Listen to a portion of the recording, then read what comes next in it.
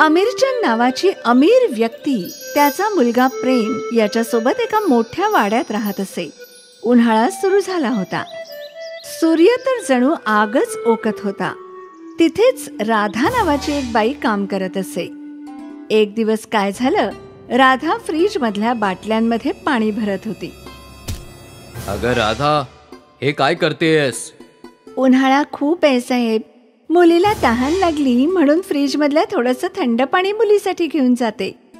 मी काय तुझा ठेका घेतलाय का? काही पाणी मिळणार नाही. तेव्हाच त्यांच्या मुलाचा प्रेमचा आवाज येतो. राधा, फ्रीज मधून कोल्ड्रिंक आणून दे. हो साहेब.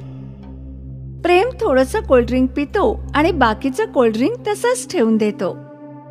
साहेब, हे कोल्ड्रिंक गरम झालंय ते. आता याचं काय करायचंय? फ्रीजर मधून बर्फ घेऊन ये आणि दुसरं फ्रेश कोल्ड्रिंक घेऊन ये.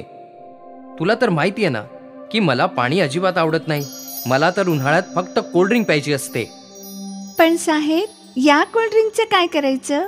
एक काम कर, तू हे तुझ्या मुलीसाठी घेऊन जा.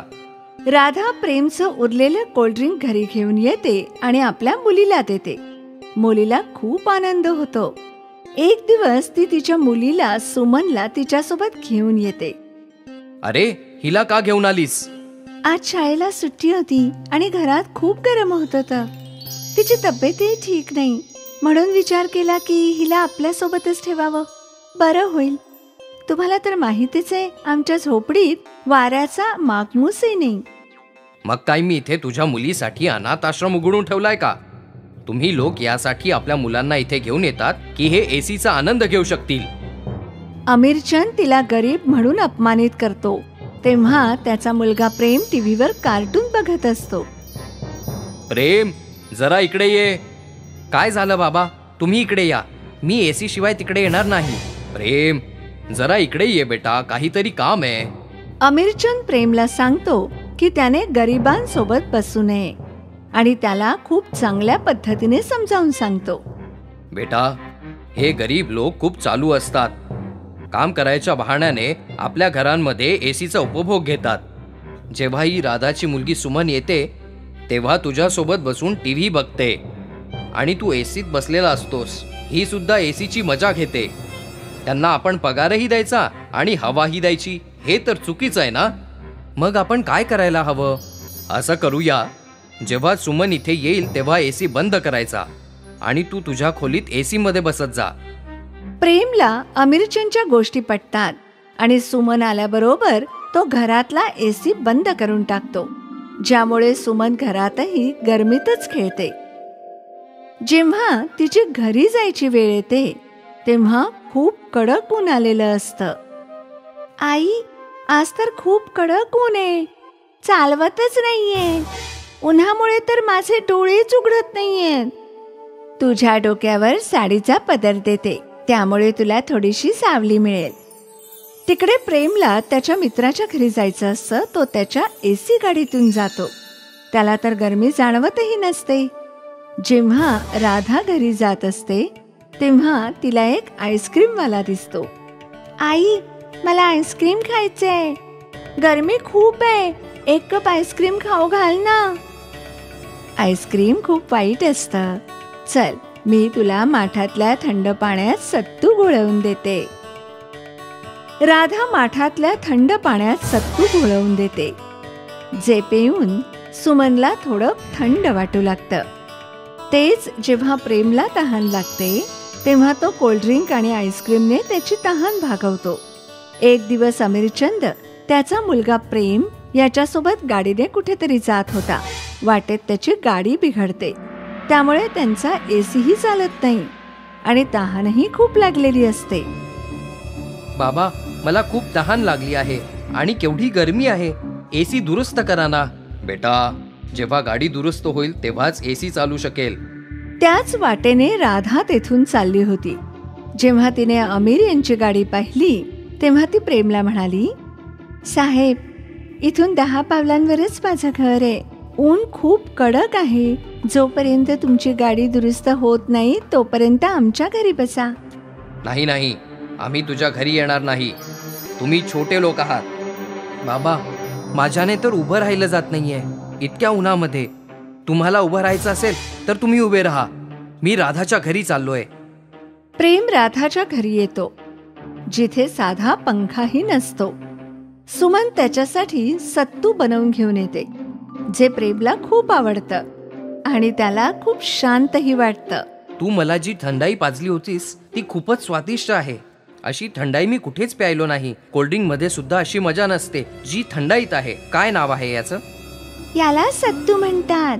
माठातल्या पाण्यात हे बनवलंय. प्रेम आणि सुमन बोलत असतात तेव्हाच त्याचा ड्रायव्हर तिथे येतो आणि घरी चालायला सांगतो. प्रेम घरी जातो आणि काही वेळानंतर प्रेमच्या पोटात अचानक दुखू लागतं. तो डॉक्टरकडे जातो. काय झालं आहे डॉक्टर माझ्या मुलाला? त्याच्या पोटात अचानक दुखलं कसं काय? त्याच्या पोटात इन्फेक्शन झालं आहे. आजपासून याला फ्रीज मधल्या कोणत्याही गोष्टी द्यायच्या नाही, पण थंड गोष्टी द्यायच्या आहेत. फ्रीज शिवाय मी कुठल्या थंड गोष्टी याला देऊ शकेन? अमीरचंद त्याच्या मुलाला घेऊन घरी येतो आणि वैतागून विचार करत बसतो की त्याला अशी कोणती गोष्ट द्यावी जी फ्रीजमध्ये ठेवली नाही आणि थंड आहे. त्याला काहीच कळत नाही. जेव्हा राधाला याबद्दल कळतं तेव्हा ती घरून रोज प्रेमसाठी सत्तू बनवून आणत असते. एक दिवस अमीरचंद तिला पाहतो. राधा, काय खाऊ घालतेस माझ्या मुलाला? जरा दाखव तरी. साहेब, थंडाई आहे. ही थंडाई नाही पिणार माझा मुलगा. हे गवत आहे. साहेब, जेवढे थंड फळं आणि सत्तू पितील तेवढ्याच लवकर बरे होतील. हे गवत बिवत तूच खा. मी त्याला चांगल्या डॉक्टरकडे घेऊन जातोय. अमीरचंद प्रेमला दुसऱ्या डॉक्टरला दाखवतो आणि औषध चालूच राहतं. पण प्रेमला राधाच्या घरचं सत्तूच पसंत पडायला लागतं. ते तो रोज पित असे आणि फळांचा रसही पित असे. त्यामुळे प्रेम बरा होऊ लागला. पाहिलंस, मी चांगल्या डॉक्टरांकडे घेऊन गेलो म्हणून प्रेम लवकर बरा झाला. तो डॉक्टर तर फालतू गोष्टी करत होता. नाही बाबा, माझी तब्येत राधाने बनवलेल्या सत्तूमुळे बरी झालीये.